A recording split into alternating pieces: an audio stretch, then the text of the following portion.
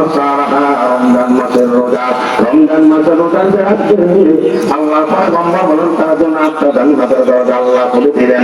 এবং বছর রমজানের রোজা কাজ করলাম, কিন্তু নকল রোজার ব্যাপারে বললেন নকল রোজা রাখার ব্যাপারে স্বামীর অনুমতি লাগবে, যদি স্বামী থাকে।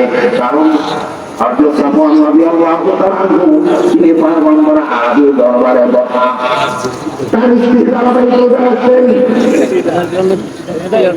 হযরত সাফওয়ান রাদিয়াল্লাহু তাআলা তিনি রোজা ভাঙিয়ে দেন, রোজা ভাঙিয়ে দিলেন।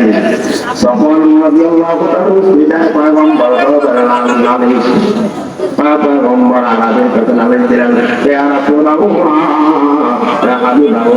আমি রোজা রাখার মাত্র রোজা ভাঙিয়ে দেয়, ভাঙিয়ে দেয় আমার স্বামী।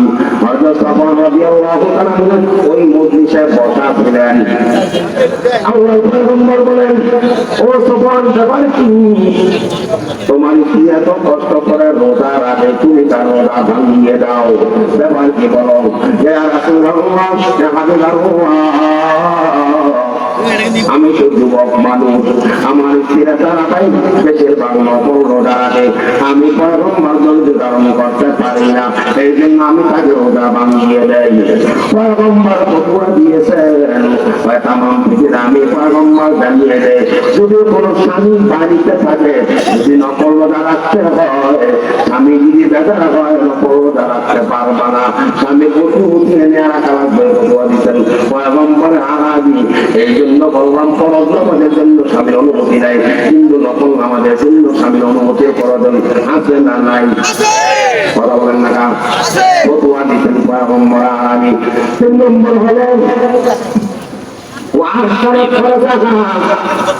নিজের চরিত্রটা হেফাজত করবে, পর্দা করা কি পর্দা করা খরচ কি কোনো বললাম এরকমই করছে, কথা বললাম খরচ করলেন কে বললেন? পর্দা করলেন কে?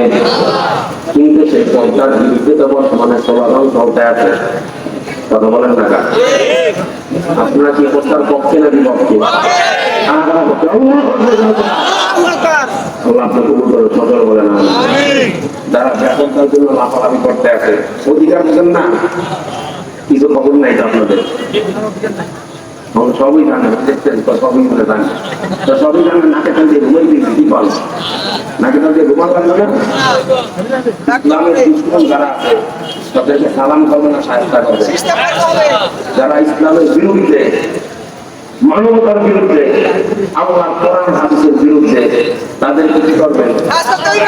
কথা বলেন না? জীবন বাজি রেখে হলো ইসলামের পক্ষে তারা